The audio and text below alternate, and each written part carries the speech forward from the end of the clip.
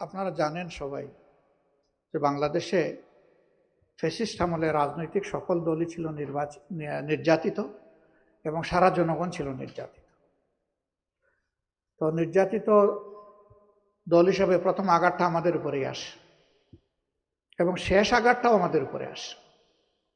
প্রথমে আমাদের নেতৃবৃন্দকে মিথ্যা মামলায় জড়িয়ে একটা ট্রাইব্যুনালে নিয়ে, যেটাকে আমরা বলি জুডিশিয়াল কিলিং, সেটা করা হয়েছে। ব্রিটেনের একটা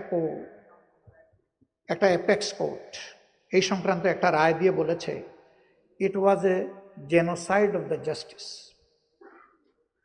এটা ছিল বিচারের গণহত্যা, এটা কোনো বিচার ছিল না। ব্রিটেনের অ্যাপেক্স কোর্ট, বাংলাদেশ। আর শেষ আঘাতটা ছিল আমাদেরকে নিষিদ্ধ করা, এটা আর কাউকে করা হয়নি। আমরা মুসলিম, আমরা আমাদের 11 জন নেতা হারিয়েছি, শীর্ষ নেতা, আল্লাহ তাদেরকে শহীদ হিসাবে কবুল করুন। অসংখ্য সাথী হারিয়েছে, আল্লাহ তাদেরকেও শহীদ হিসাবে কবুল করুন। অসংখ্য ভাই বোন পঙ্গু হয়েছে, আল্লাহ তাদের সঙ্গী সহায় হোক।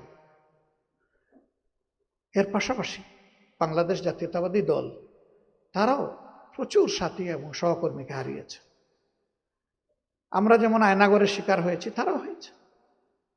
আমরা যেমন মামলা খেয়েছি, জেলে গিয়েছি, তারাও খেয়েছেন, গিয়েছেন। লাখে লাখে, হাজারে হাজারে না, আমরা উভয় দল। ব্যক্তি হিসাবে বেগম খালেদা জিয়াও জুলুমের শিকারে পরিণত হয়েছিল। তিনি একদিকে মজলুম, আর একদিকে অসুস্থ।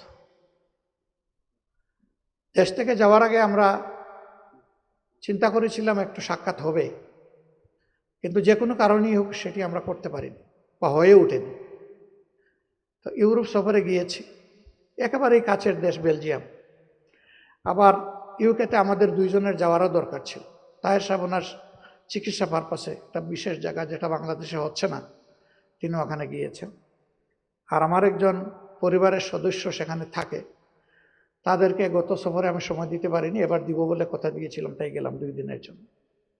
আমরা গিয়েছি প্রথমেই উনাকে দেখতে, যে কোনো কাজ শুরু করার আগে লন্ডনে ঢোকার পরে।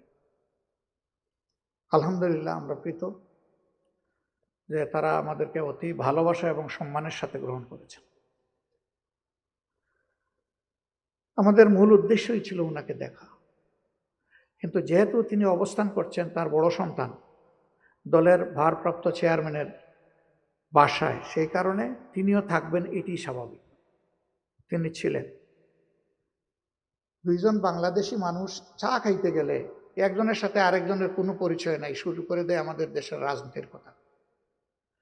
আর আমরা 2 দলের দায়িত্বশীল নেতৃবৃন্দ এক জায়গায় বসবার, রাজনীতির কোনো কথা হবে না, এটা কি বাস্তব? এটা বাস্তব না। কথা তো হয়েছে, কিন্তু আমরা সুনির্দিষ্ট কোনো বিষয়ে কথা বলিনি। কখন নির্বাচন হবে, কিভাবে নির্বাচন হবে, বিচার প্রক্রিয়া কিভাবে হবে না হবে, বিভিন্ন বিষয় নিয়ে আমরা সাধারণ আলোচনা করেছি। ওইটা ডিসিসিভ কোনো ডিসকাশন ছিল না। আর যেটা বলেছেন রাজনীতিতে 2 দলের বিরোধ, যদি আপনি মার্কিন যুক্তরাষ্ট্রের গত নির্বাচনের দিকে তাকান, তাইলে এটা কোনো বিরোধী না। সেখানে বাকযুদ্ধ তো হয়েছে আরো প্রচন্ড, কিন্তু ইলেকশন হয়ে যাওয়ার পরে হ্যান্ডশেক। একদল চলে গেছে সরকারে, আরেক দল বসে গেছে বিরোধী দলে। এখন তারা মিলেমিশে তাদের দেশ চালাবে, এটাই স্বাভাবিক। রাজনীতিতে আমরা চাই মত পার্থক্য থাকুক, না থাকলে রাজনীতিবিদরা অন্ধ হয়ে যাবে।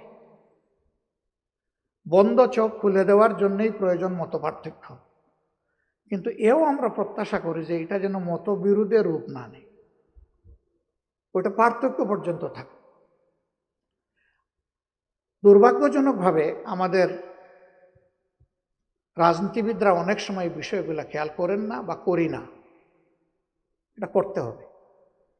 যদি আমরা দেশকে ভালোবাসি, তাইলে এই ভালোবাসার, শ্রদ্ধার জায়গায়, মিউচুয়াল রেসপেক্টের জায়গায় আমাদেরকে আসতে হবে। আমার ওপিনিয়ন আমি দেব, কিন্তু এটা বলতে পারবো না যে এইটাই করতে হবে। আমি ওপিনিয়ন দিয়ে বলবো যে আমি মনে করি যে এইটা করলে আমার দেশ এবং জাতির উপকার হবে, আর এটা আমি করতে দিব না। যে যাই চাক, এটাও রাজনীতি এবং গণতন্ত্রের ভাষা না। করতেই হবে যেমন ভাষা না, করতে দিব না সেটাও ভাষা। আমি বলতে পারি যে ওই কাজটি করলে জাতি এই ক্ষতি হবে, অতএব এটা হওয়া উচিত নয়, কিন্তু আমরা অনেক সময় এই সীমানাটা মানি না, মানতে হবে আমাদের। তবে স্বাভাবিকভাবে আপনারা জাতি প্রত্যাশা করে, আমি নিজেও দেখছি, এটা প্রথমে বিএনপি চেয়ারপারসনের মিডিয়া উইংয়ের সাবেক একজন দায়িত্বশীলের ফেসবুকে প্রথমে বিষয়টা আসে। যেহেতু এটা কোনো ফর্মাল মিটিং ছিল না, এই জন্যে বিএনপিও দেয় নাই, আমরাও দেওয়ার কোনো দরকার মনে করি নাই। আমাদের ভিজিটের মেইন পারপাসটা ছিল একজন অসুস্থ সম্মানিত সহকর্মীকে দেখা। এটি আমাদের নৈতিক একটা দায়িত্বের পর্যায়ে পড়ে, আমরা এটি শুধু পালন করেছি, এর বেশি কিছু না। তবে মিডিয়াগুলা বিভিন্ন বিশ্লেষণধর্মী যে আলোচনা করছেন, আমি পার্টিকুলারলি মনে করি যে এখান থেকে আমাদের পাওয়ার অনেক কিছু আছে। আমি হ্যাপি।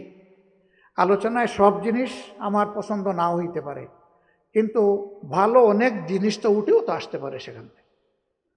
সো এগুলাকে আমরা ওয়েলকাম করি। আর একজন যখন কথা বলবে, তখন আমি যা চিন্তা করি সেইভাবে কথা বলবে কিভাবে? উনি যে চিন্তা করে সেইভাবেই তো কথা বলবে। তা আমার তো ওই জায়গা থেকে তার মতামতকে রেসপেক্ট করা উচিত। তিনি যা ভালো মনে করেছেন তাই বলেছেন, আমি যা উপযুক্ত মনে করব তাই গ্রহণ করব। যেটা আমার জন্য উপযুক্ত মনে করতে পারবো না, তা হয়তোবা দুঃখজনকভাবে আমি গ্রহণ করতে পারবো না। এটা তো কেউ আমাকে বাধ্য করবে না। তা আমরা মিডিয়ার এই চর্চাটাকে আমরা অভিনন্দন জানাই। এটা চলতে থাকুক, জাতির জন্য কল্যাণকর। এখান থেকে সবাই যেন ভালোটা গ্রহণ করতে পারি এবং আমরা সবাই মিলেমিশে যেন প্রিয় দেশ গঠন করতে পারি। আপনাকে ধন্যবাদ।